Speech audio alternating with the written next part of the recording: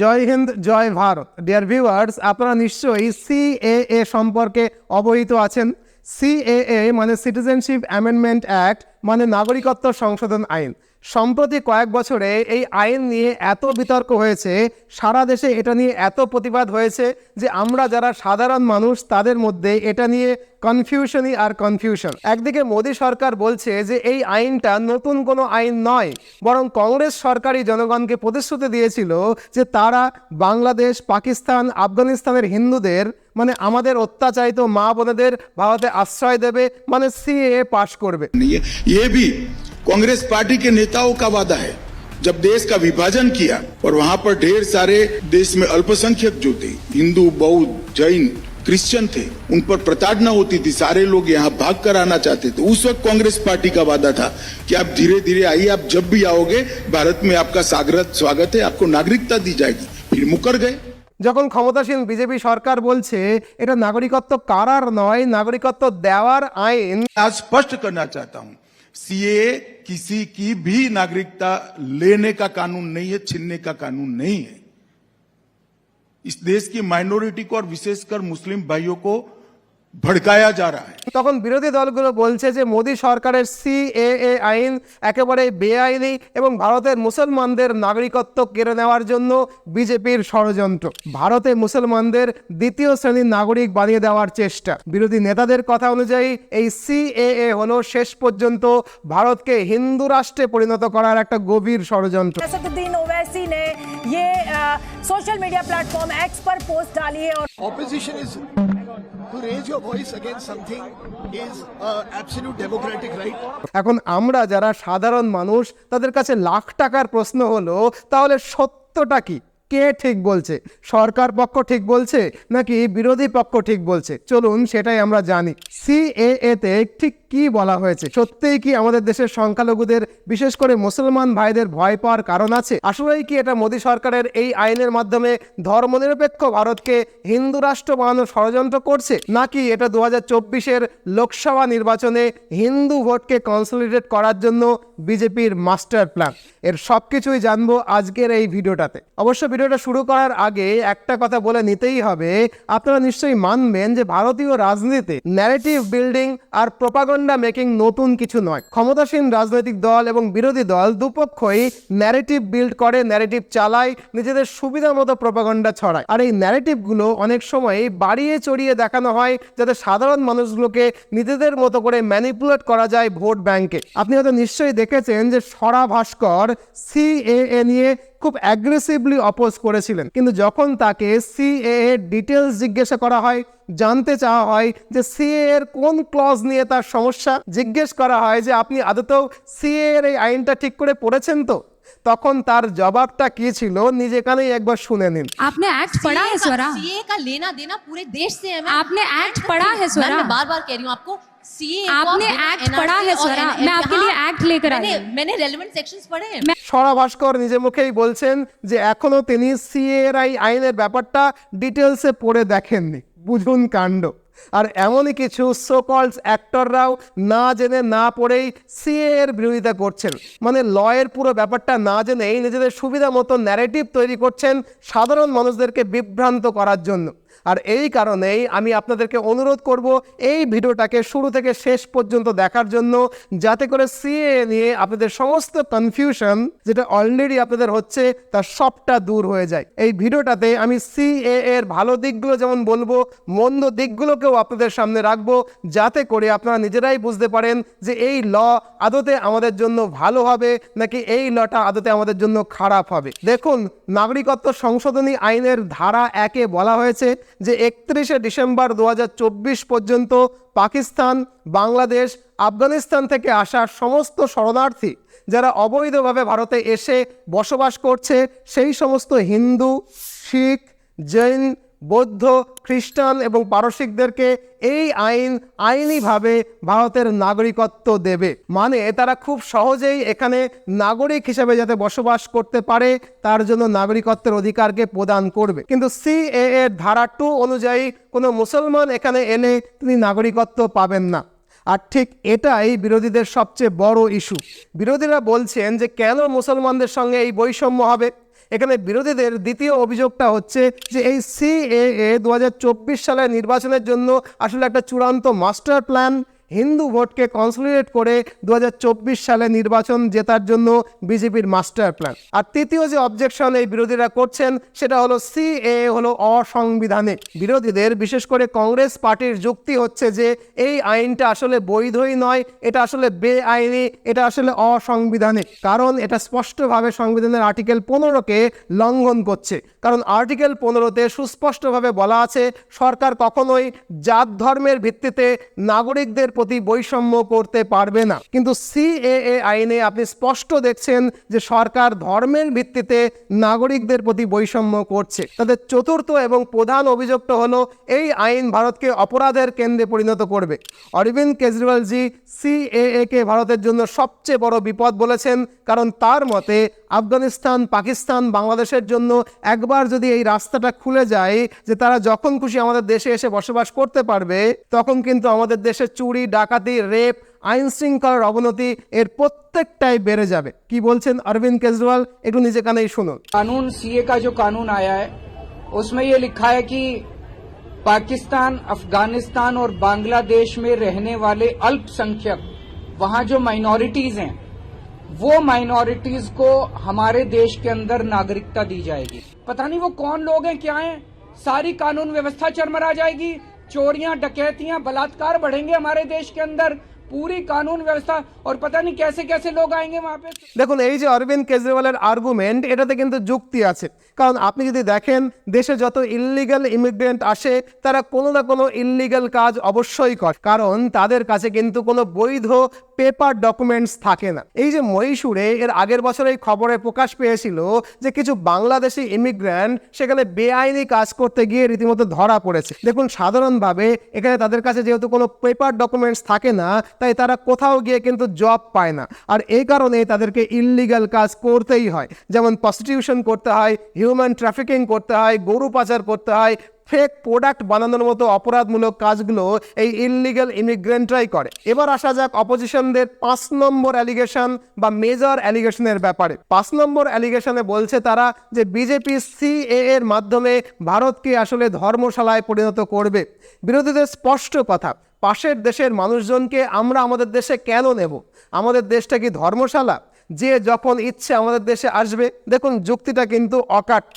আমরা যদি রিফিউজিদের আমাদের দেশে আসতে দিই তাহলে কোটি কোটি মানুষ কিন্তু ভারতে চলে আসবে, কিন্তু এদের জন্য আমাদের দেশে বাড়তি কোনো রিসোর্স তো নেই।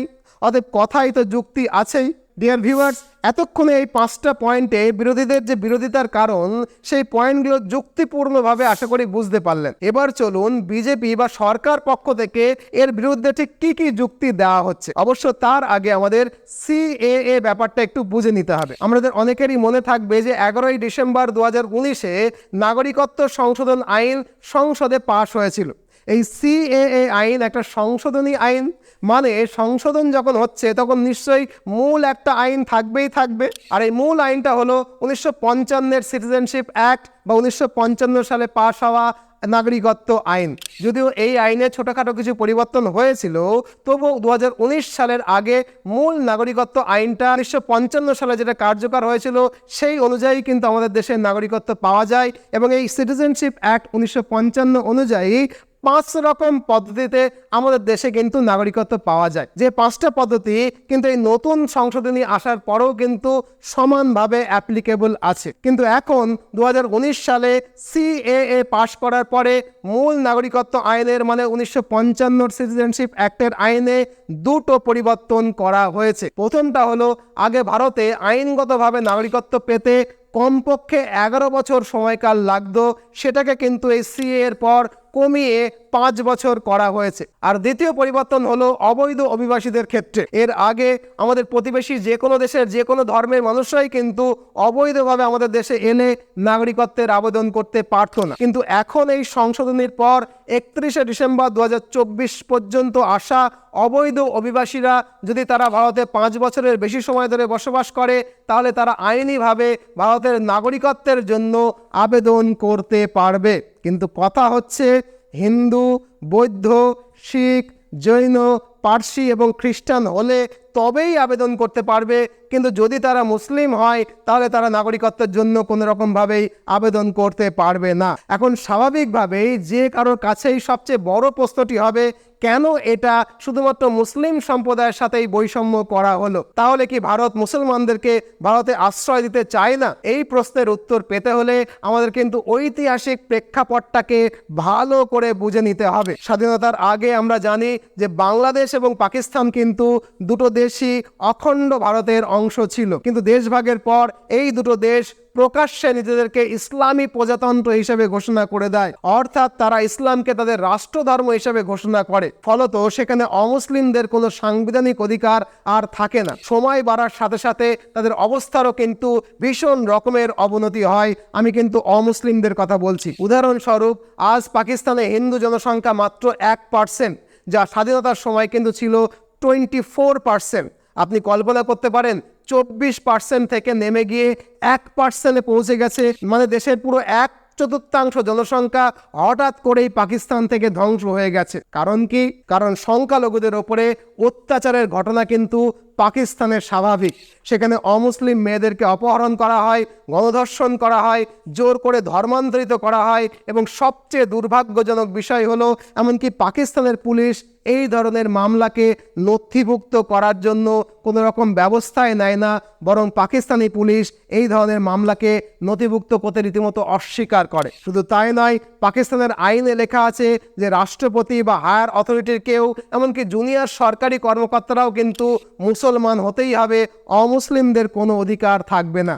আর এ কারণেই পাকিস্তানের সুপ্রিম কোর্টে এমন একজনও হিন্দু বিচারপতি নেই। সাথে সাথে সেখানে কিন্তু হিন্দুদের অনেক সময় ভোটাধিকার নিয়েও কোশ্চেন উঠে যায়। কোভিডের সময় আপনারা জেনে থাকবেন যে হিন্দু এবং খ্রিস্টানদের বলা হয়েছিল যে যদি তারা পাকিস্তানে রেশন চায় তাহলে তাদেরকে ইসলাম ধর্ম গ্রহণ করতে হবে। একই অবস্থা আমাদের প্রতিবেশী বাংলাদেশেও। তাদের সংবিধানেও মৌলিকভাবে ইসলামের প্রতি পক্ষপাত দুষ্টতা রয়েছে। আই স্ট্রংলি রিপিট, বাংলাদেশ সরকার মৌলিকভাবে ইসলামের প্রতি পক্ষপাত দুষ্ট। কোনো রকমের ঢাক ঢাক গুড়গুড় না করে স্পষ্ট ভাষায় কিন্তু আমি এটা বললাম, যার কারণে বাংলাদেশে হিন্দু জনসংখ্যা 30% থেকে কমে 7% হয়েছে, মানে 23%, 23% এই দেশ থেকে উধাও হয়ে গিয়েছে। এই বিষয়ে একটা বই লেখা হয়েছে যেখানে বলা হয়েছিল এই বৈষম্য যদি বন্ধ না হয় তাহলে আগামী 30 বছরের মধ্যে বাংলাদেশে আর একজনও হিন্দু অবশিষ্ট থাকবে না। আর এখানেই কিন্তু বিজেপির সবচেয়ে বড় কাউন্টার পয়েন্ট। বিজেপি বলছে যে সিএএ হিন্দুদের জন্য নয়, সিএএ হলো আমাদের প্রতিবেশী দেশগুলোর নির্যাতিত সংখ্যালঘুদের জন্য। কারণ পাকিস্তান, আফগানিস্তান এবং বাংলাদেশে এই সংখ্যালঘুরা একসময় কিন্তু ভারতেরই অংশ ছিল। তারা আমাদেরই নিজেদের মা বোন, আমাদেরই নিজেদের ভাই বোন, যারা অত্যাচারিত হচ্ছে, যারা রোজ ধর্ষিত হচ্ছে, যারা রোজ জোরপূর্বক ধর্মান্তরিত হচ্ছে। আর এ থেকে স্বস্তি পেতেই তারা ভারতে আশ্রয় নিতে চায়। তাহলে বলুন, তাদেরকে আশ্রয় দেওয়া, তাদেরকে নাগরিকত্ব দেওয়া আমাদের কর্তব্য নয় কি? ধর্ম নয় কি? ভারতের ইতিহাস সাক্ষী, সর্বকালে সব দেশের নির্যাতিত সংখ্যালঘুরা আমাদের দেশে আশ্রয় পেয়েছে। সে ইরান থেকে আসা সংখ্যালঘু পার্সিয়ানদের কিন্তু আমরা আশ্রয় দিয়েছি। হিটলারের অত্যাচারে অতিষ্ঠ হয়ে ইউরোপ থেকে আসা ইহুদিদেরকে আমরা আশ্রয় দিয়েছি। চীনের অত্যাচারে অতিষ্ঠ হয়ে তিব্বত থেকে পালিয়ে আসা বৌদ্ধদেরকেও কিন্তু আমরা আমাদের দেশে আশ্রয় দিয়েছি। অবশ্য এখানে বিজেপির সবচেয়ে বড় কাউন্টার পয়েন্ট হলো প্রতিবেশী দেশের এই নির্যাতিত সংখ্যালঘুদের ভারতে আশ্রয় দেওয়ার প্রতিশ্রুতি বিজেপি নয়, বরং কংগ্রেসই প্রথম দিয়েছিল। বিজেপি এখানে নতুন কিছু করেনি, কংগ্রেসের প্রতিশ্রুতি দেওয়া আইনটাকে শুধুমাত্র পাশ করেছে মাত্র। বিজেপি স্পষ্ট করে জানতে চাইছে যে আইনটাকে কংগ্রেস পাশ করতে চেয়েছিল সেই আইনের বিরোধিতা কংগ্রেস এখন কেন করছে। এটা কি হিপোক্রেসি নয়? আশা করি এই অবধি আপনারা বুঝলেন। এবার আসা যাক মূল প্রশ্নে। প্রশ্নটা কি? সিএএ পাশ হলে ভারতীয় মুসলমানদের নাগরিকত্ব কি কেড়ে নেওয়া হবে? দেখুন, এই প্রশ্নটা একেবারে ছেলে মানুষের মতো প্রশ্ন। জানেন, যারা এই আইনটাকে সম্পূর্ণভাবে পড়েছেন তারা জানেন যে এই পুরো আইনে এমন একটাও ধারা নেই যেখানে নাগরিকত্ব বাতিলের কোনো উল্লেখ আছে। ভেবে দেখুন, যে আইনের নাম নাগরিকত্ব দেওয়ার ভিত্তিতে রাখা হয়েছে, তাতে কারণ নাগরিকত্ব বাতিল কি করে হবে? এর মানে আপনি যদি একজন ভারতীয় মুসলিম নাগরিক হন, তাহলে এই রাজনৈতিক নেতাদের বর্ণনায় আপনার ভয় পাওয়ার কোনো দরকার নেই। এটা আসলে একটা প্রপাগন্ডার অংশ মাত্র। এখানে একটা কথা বলে রাখি যে পাকিস্তান, বাংলাদেশ, আফগানিস্তানের মুসলমানরা যদি ভারতের নাগরিকত্ব পেতে চায়, তাহলেও তারা পেতে পারে।